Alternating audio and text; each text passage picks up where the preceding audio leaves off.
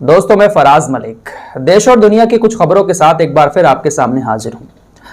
3 खबरों पर बात करूंगा। पहली खबर इजराइल को लेकर है। यूएन में इजराइल के खिलाफ एक प्रस्ताव पास हुआ है, जिसके बाद इजराइल पूरी तरह से एक्सपोज हो चुका है। इस खबर पर विस्तार से बात करेंगे। साथ ही साथ दूसरी खबर जो है वो उत्तर प्रदेश से आ रही है। यहाँ पर एक और मस्जिद को पुलिस प्रशासन के द्वारा बुलडोजर से गिरा दिया गया है। और तीसरी खबर आ रही है बेंगलोर से। बहुत ही ज़्यादा दर्दनाक ये खबर है। 22 साल की लड़की के साथ बहुत ही ज़्यादा दरिंदगी की गई है, कुछ लड़कों के द्वारा और 2 लड़कियों के द्वारा। वीडियो सोशल मीडिया पर वायरल हुआ है, जिसको देखने के बाद आप लोगों का दिल दहल जाएगा।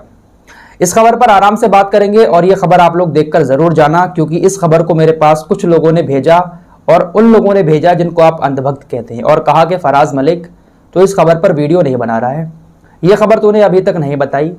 आखिर अंधभक्त ऐसा क्यों कह रहे हैं? इस खबर को देखने के बाद आपको पता चल जाएगा कि अंधभक्तों ने इस खबर को मेरे पास क्यों भेजा है।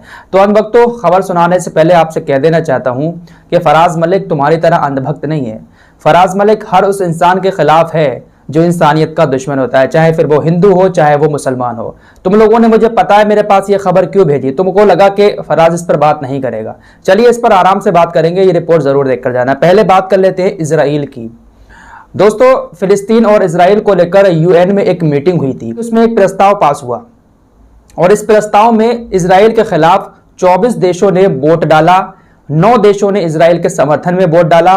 बाकी 13 देश ऐसे रहे जिन्होंने वोट ही नहीं डाला, किसी के भी समर्थन में नहीं डाला। हमारे देश ने भी वोट नहीं डाला। तो फिलहाल ये प्रस्ताव जो है संयुक्त राष्ट्र में पास हो चुका है। तो आखिर इस प्रस्ताव का इजराइल के ऊपर क्या असर पड़ेगा? ज्यादा बातें तो नहीं बताऊंगा, वैसे तो बहुत सारी बातें हैं, कुछ मोटी मोटी बातें आपको बताने वाला हूं। देखिए, ये प्रस्ताव इसलिए पारित किया गया है क्योंकि इजराइल जो कहता है ना दुनिया के सामने के हमास एक आतंकवादी संगठन है, वो हमारे ऊपर हमले करता है, तो हम सेल्फ डिफेंस में हमले करते हैं हमास के ऊपर, जो कभी कभी फिलिस्तीन में भी चले जाते हैं और वहां के लोग मारे जाते हैं। अपनी सफाई में इजराइल कुछ इस तरीके की बातें करता है और हमेशा से यही सफाई देता चला आया है। लेकिन इस बार जो जंग हुई है, इस जंग में इंटरनेट के द्वारा पूरी दुनिया में इजराइल एक्सपोज हो चुका है। इजराइल ने जिस तरीके से हमले किए फिलिस्तीन के मासूम लोगों पर, उसके बाद इजराइल पूरी तरीके से एक्सपोज हो चुका है और उसी को लेकर संयुक्त राष्ट्र में इस प्रस्ताव को पास किया गया है। और संयुक्त राष्ट्र की एक टीम इजराइल और फिलिस्तीन के अंदर जाएगी, वहां पर जाकर सारी जांच करेगी, बारीकी से जांच करेगी कि इजराइल ने जो हमले किए हैं फिलिस्तीन के ऊपर, क्या वाकई में वो हमले अपने बचाव में किए हैं या फिर इजराइल फिलिस्तीन के लोगों को निशाना बना रहा है। तो बहुत सारी चीजों की वहां पर जाकर जांच करेगी, एक रिपोर्ट सौंपेगी संयुक्त राष्ट्र के पास। उसके बाद इजराइल के खिलाफ कोई फैसला लिया जाएगा। इस प्रस्ताव के पास होने के बाद इजराइल का जो प्रधानमंत्री नेतन्याहू, वो पूरी तरीके से बौखला चुका है, क्योंकि आज तक वो जुल्म करता चला आया था, किसी ने उसके खिलाफ आवाज नहीं उठाई थी। सबको यह लगता था कि भाई इजराइल अपने बचाव में हमले करता है। लेकिन इस बार बहुत सारी ऐसी तस्वीरें सामने आई जिसको लेकर लोगों को लगने लगा, सभी देशों को लगने लगा कि वाकई में इजराइल जबरदस्ती हमले करता है फिलिस्तीन के ऊपर। तो बाकायदा इसकी जांच होगी, उसके बाद इजराइल कुछ भी हो सकता है उसके साथ। फिलहाल दूसरी खबर जो है वो उत्तर प्रदेश से आ रही है। उत्तर प्रदेश के अंदर अभी आप लोगों ने 10-15 दिन पहले सुना होगा, एक मस्जिद को, जो 100 साल पुरानी मस्जिद थी, उसको शहीद कर दिया गया था और कहा गया था कि ये अवैध निर्माण है। ऐसा ही एक मामला और सामने आया है मुजफ्फरनगर के खतौनी में। खतौनी में पुलिस प्रशासन बुलडोजर लेकर एक मस्जिद को गिराने पहुंच जाता है। जो स्थानीय निवासी होते हैं उनके बीच और पुलिस प्रशासन के बीच काफी नोकझोंक भी होती है।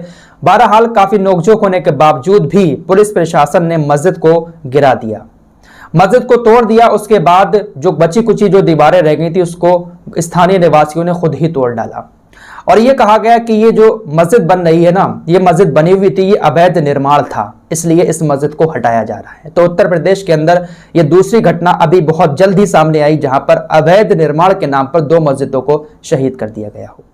अब चलते हैं बेंगलोर की तरफ। बहुत ही ज्यादा दर्दनाक घटना सामने आई है। पुलिस ने 4 लड़कों को और 2 लड़कियों को गिरफ्तार किया।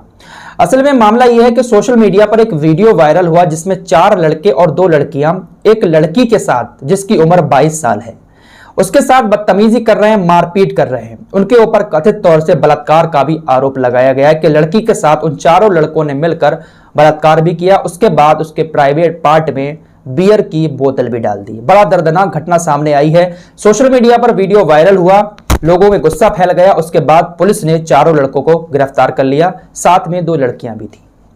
इस कहानी के सामने आने के बाद अब सोशल मीडिया पर एक हैशटैग ट्रेंड होने लगा, CAA और NRC। आखिर CAA और NRC क्यों ट्रेंड हो रहा है और इसका इस घटना से क्या ताल्लुक है? असल में जो लड़के पकड़े गए हैं और जो लड़कियां पकड़ी गई हैं, 6 लोग जो पकड़े गए हैं वो बांग्लादेशी हैं।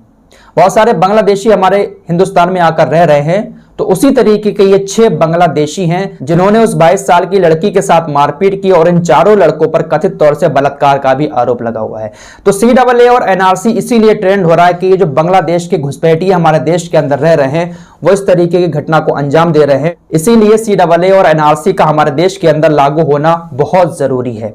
और ये खबर अंधभक्तों ने मेरे पास इसलिए भेजी क्योंकि जो बांग्लादेश के 4 लोग पकड़े गए हैं वो मुसलमान हैं।